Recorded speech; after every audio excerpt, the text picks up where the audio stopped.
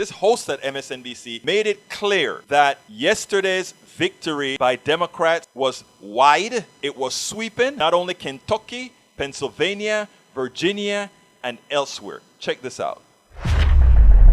Election victories in Kentucky and Virginia, even Pennsylvania, but no rest for the weary.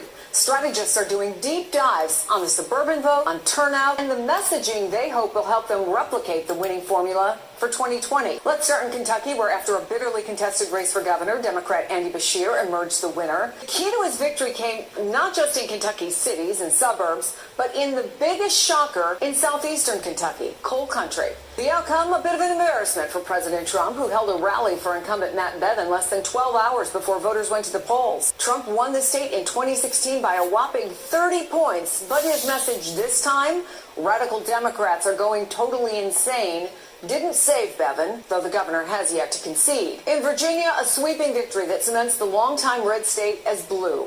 Democrats there won the House and Senate to take full control of state government for the first time in a quarter century. And again, it was all about a suburban blowout. The impact extending all the way down ballot to, say, county commissioners. Democrats took every single seat on the Fairfax County School Board. And almost no one is talking about Pennsylvania's results last night, but maybe they should, because in local elections in the suburbs from Delaware County to Chester County, voters rejected Republican candidates. One example, Democrats delivered a clean sweep of the Delaware County Council. That has been under Republican control, get this, since the Civil War.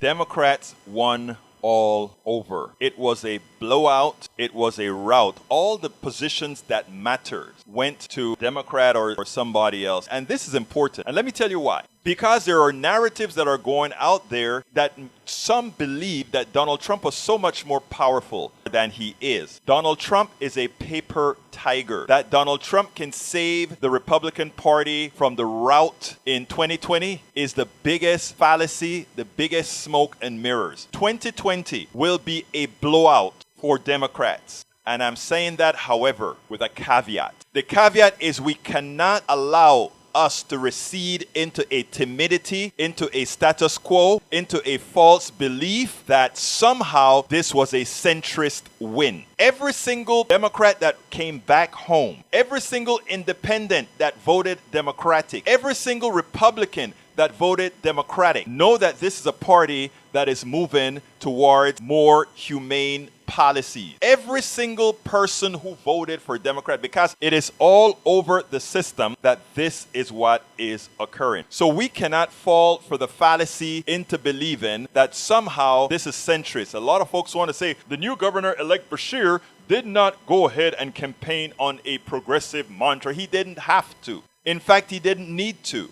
All he needed to do was win. People don't need to be told, we are going on some progressive expedition. You know why? Labels. People have been made to hate certain labels, but they love certain values. They love certain policies. So you need not say, deep inside, you know who cares for you. You know who is going to provide you those services that you need. You know those who want to give you a better chance. So what we're trying to say, folks, is every person who voted in every election for a Democrat knew that they were voting, hopefully, they were hoping that they were voting for change that was material to their condition